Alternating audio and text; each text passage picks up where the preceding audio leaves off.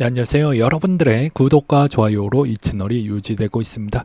네, 영상 속도는 1.5배를 추천드리고요. 항상 구독자님, 멤버십 회원님들에게 감사하다고 말씀을 드리면서, 자, 이번 내용은 미국의 FOMC 일정과 CPI 내용이 이제 있다 보니까 아무래도 비트코인에 따른 변동성 추이가 매우 심해질 것으로 보여집니다. 그래서 제가 녹화 찍고 있는 이 시점에서도 FOMC 일정 추이에 있다 보니까 아직 결정되지 않는 상태에서 몇 가지 비트코인이 좀 더 안 좋은 형태로 갈 수 있는 몇 가지 주의사항에 대해서 팁을 드리는 영상으로 한번 만들어 보았고요. 같이 참고하시면 좀 도움이 되지 않을까 싶습니다. 최근에 이제 마이크로 스트래티지의 공매도 비중이 좀 중요할 것 같은데요. 왜 그러냐? 마이크로 스트래티지가 갖고 있는 비중이 생각보다 좀 되죠.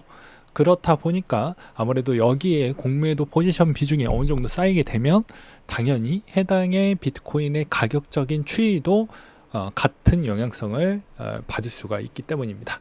그렇기 때문에 이 공매도 비중에 따른 추이의 움직임도 좀 볼 필요성이 있겠거니와, 그 다음으로 이제 중요시 봐야 되는 건 아무래도 이제 비트코인의 평균 채굴 비용을 좀 봐야 되겠죠. 평균 채굴 비용이 74,825달러 정도가 되는데요. 더 쉽게 이야기를 한다고 하면 아무래도 지금에 있는 이 가격대 추이를 어느 정도까지 횡보 또는 약세를 보인다고 해도 웬만하면 이 가격적 추이를 계속 잘 버텨 나가든지, 아니면 신채굴 부분이 이번에 이제 나왔기 때문에 그 측면의 가성비로 얼마나 채굴 생산성, 효율성이 얼마나 잘 나와주느냐에 따라서 좀 달라진다라고 표현하고 싶습니다. 그래서 지금도 좀 수익성 내기가 어려운 채굴 회사들에 따른 입장적인 추이와 실적적인 추이도 7월 둘째 주 정도 이제 터닝 포인트가 된다라는 여러 가지 내용들도 있기 때문에 이런 점을 잘 보시면서 보는 게 맞지 않을까 싶고요. 그 다음에 이제 채굴 이야기를 했기 때문에 채굴 회사들의 또 대표적인 라이어 블록체인과 그리고 이제 마라 디지털 정도를 좀 대충 보고 넘어가도록 하겠는데요. 일단 보게 되면 마라 디지털도 7월 2분기 수익 보고할 정도의 YOY로 보았을 때 수익 부족성을 피해 나가기가 좀 어려울 것 같다라는 내용을 볼 수가 있게 되겠습니다. 그리고 이제 21년도 6월 달에 라이어 블록체인 같은 경우에는 이 티카오명 BITF라는 회사가 있는데요. 이 비트팜스 부분을 인수 입찰을 했다라는 내용이 나왔습니다. 그만큼 수익성 부분을 좀 올리기가 어려우니까 인수적인 추이도 좀 이렇게 하고 있고, 그 다음에 여기서도 24년도 1분기에 채굴에 총 드는 직접적 비용이 73%까지 부담 요소가 많이 늘어났다라고 되어져 있습니다. 그리고 나머지 27%는 인건비, 네트워크 유지비, 장비 수리, 토지 임대 정도가 된다.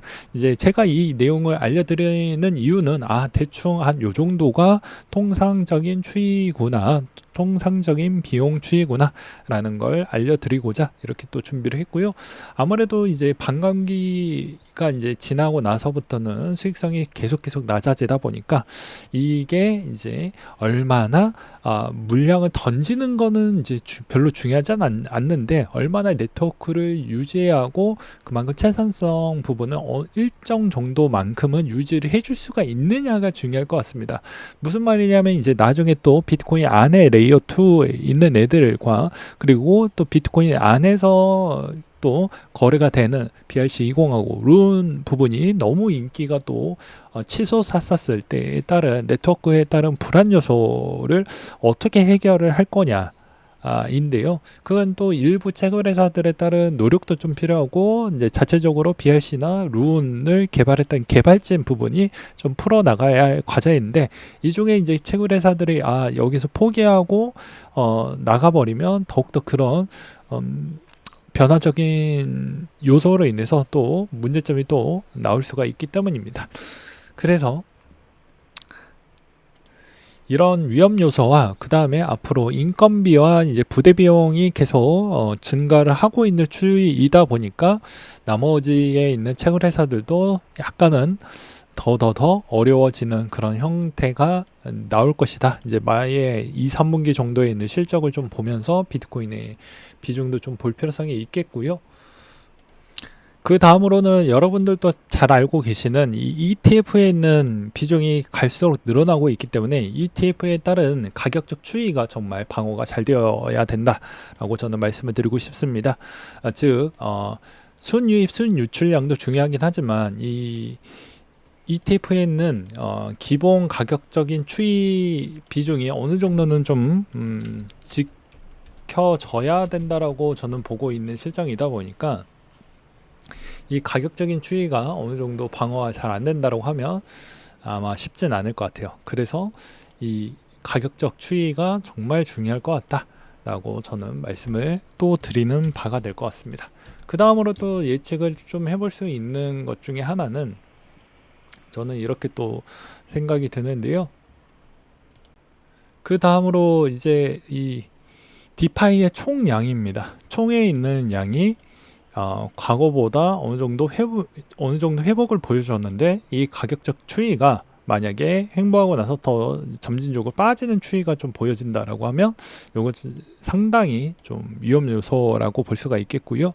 그 다음에 또 다른 형태로 본다고 하면 이게 이제 어찌 보면 리스테이킹에 따른 효과적인 좀 거품 현상도 없지 않아 있다 보니까 진짜 과거보다 스테이킹을 어떻게 바라보느냐에 따라서 요 데이터 값도 좀 상대적으로 다르게 평가하시는 분들도 꽤 많이 있을 것으로 보여진다라고 저는 말씀을 드리고 싶습니다.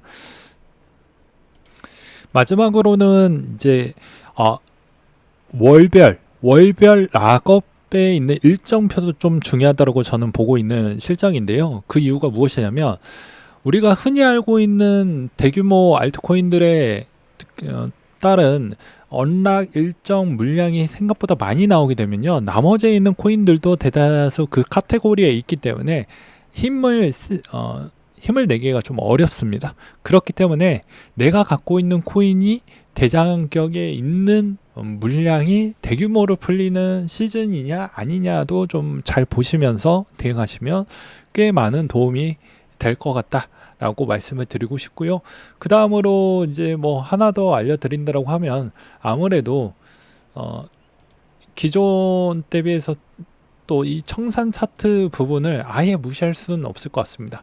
저번에도 이야기를 했지만 이 숏 패턴에 있는 구간이 좀 세게 터져주지 않는 형태라고 했으면 제가 뭐라고 했습니까? 추세적인 기반에서도 이 청산 비중이 생각보다 숏이 너무 많이 안 터져 주었기 때문에 오히려 약세나 횡보 구간이 좀 더 길어진다라고 이야기를 많이 하기도 했었죠.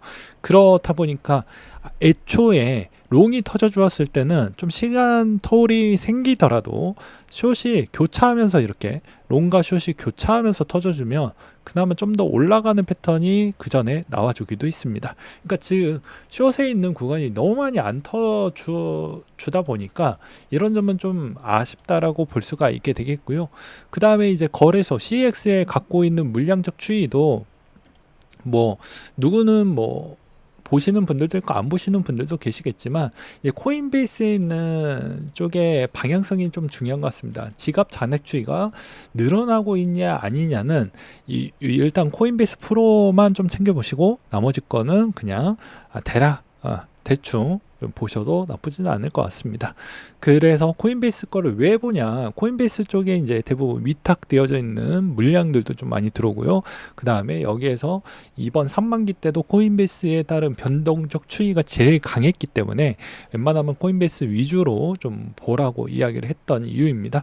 그래서 통상적으로 뭐 거래소에서 마이너스 요인으로 계속 밖으로 나간다고 하면 대부분 이제 개인 지갑 쪽으로 갈 확률이 매우 높고 그 다음에 다른 쪽으로 보관하려고 하는 그런 움직임이 훨씬 더 많기 때문에 통상적으로 그렇게 가격에 뭐 빠지는 형태나 그리고 안 좋았던 흐름이 좀 덜 보였다라고 말씀을 드리고 싶네요. 네, 오늘은 여기까지 준비를 했고 이상으로 마치도록 하겠습니다.